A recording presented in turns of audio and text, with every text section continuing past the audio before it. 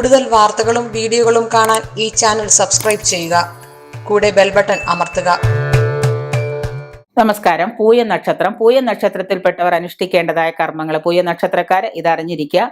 പൂയ നക്ഷത്രക്കാര് ശനിയുടെ മക്കൾ എന്നാണ് വിശേഷിപ്പിക്കുന്നത്. മിക്കവാറും പൂയ നക്ഷത്രക്കാർക്ക് എന്നും പല പ്രശ്നങ്ങളും നേരിടേണ്ടതായിട്ട് വരുന്നുണ്ട്. കാരണം അവരുടെ രാശിയാധിപൻ ശനി ആയതുകൊണ്ട് തന്നെ അവർക്ക് പല തരത്തിലുള്ള ദുരിതങ്ങളും ജീവിതത്തിൽ നേരിടേണ്ടതായിട്ട് വരുന്നുണ്ട്.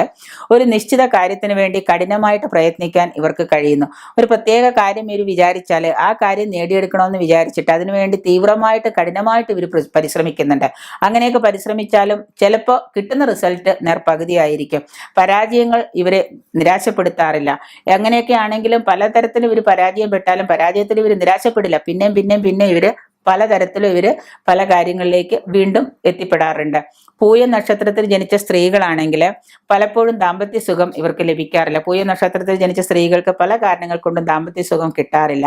പല ക്ലേശങ്ങളും ഇവർ അനുഭവിക്കേണ്ടതായിട്ട് വരുന്നുണ്ട്.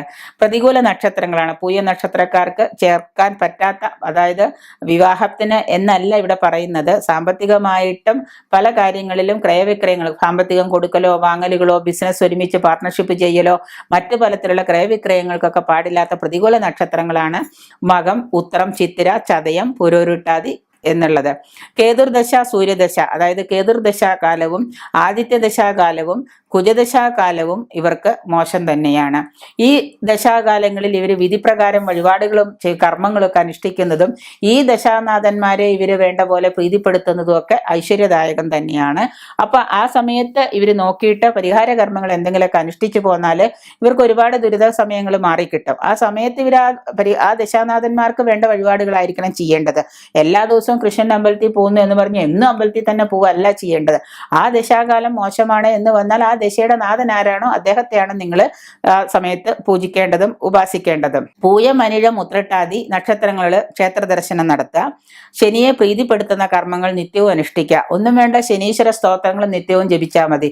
ശനീശ്വര സ്തോത്രങ്ങൾ എല്ലാ ദിവസവും നടക്കുമ്പോഴും ഇരിക്കുമ്പോഴും ഒക്കെ ഇങ്ങനെ ചാൻഡ് ചെയ്തുകൊണ്ട് കിടക്കുക. ഒപ്പം തന്നെ ശനിയാഴ്ച ദിവസങ്ങളിൽ നിങ്ങളൊന്ന് അമ്പലത്തിൽ പോവുക. നിങ്ങളുടെ പക്കപ്പിറന്നാളുകളിന് ശനീശ്വര പൂജ ചെയ്യുക. ഇങ്ങനെയൊക്കെ ചെയ്യുന്നത് കൊണ്ട് നിങ്ങൾക്ക് എന്താണ്, ശനിയെ പ്രീതിപ്പെടുത്തുന്ന കർമ്മങ്ങൾ ചെയ്തു കഴിഞ്ഞാൽ നിങ്ങളുടെ ശനിയിലുള്ള ദോഷം തന്നെ നിങ്ങൾക്ക് മാറിക്കിട്ടും. പൂയവും ശനിയാഴ്ചയും ഒത്തുവരുന്ന ദിവസം, ഇപ്പൊ ശനിയാഴ്ചയാണ്, അന്ന് പൂയ നക്ഷത്രമാണെന്ന് വിചാരിക്കുക. ഈ ശനിയാഴ്ചയും പൂയ നക്ഷത്രം ഒത്തുവരുന്ന ദിവസങ്ങൾ നിങ്ങൾ നേരത്തെ പറഞ്ഞ പോലെ വ്രതം നോൽക്കുക.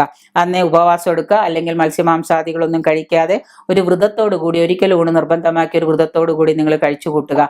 ഇന്നേ ദിവസം ശനീശ്വര പൂജ, ശാസ്താക്ഷേത്ര ദർശനം, ശാസ്താഭജനം, ഭസ്മാഭിഷേകം, ശാസ്താവിന് ഇതൊക്കെ ചെയ്യുന്നത് നല്ലതാണ്. ഒരു വഴിപാട് ചെയ്യുക എന്ന് പറഞ്ഞാൽ അതത്ര കാര്യമല്ല. ദോഷങ്ങൾ ഉണ്ടാവാതിരിക്കാൻ അത് ചെയ്യുന്നത് പുണ്യമാണല്ലോ.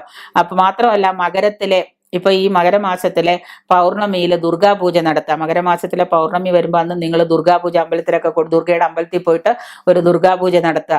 ഇങ്ങനെ നടത്തുന്നത് ഐശ്വര്യപ്രദമാണ്. പിന്നെ കറുത്തത്, ശനി ആയതുകൊണ്ട്, ശനിയുടെ മക്കളായതുകൊണ്ട് കറുത്ത വസ്ത്രം, നീലയുമായിട്ടുള്ള വസ്ത്രങ്ങൾ ധരിക്കുക.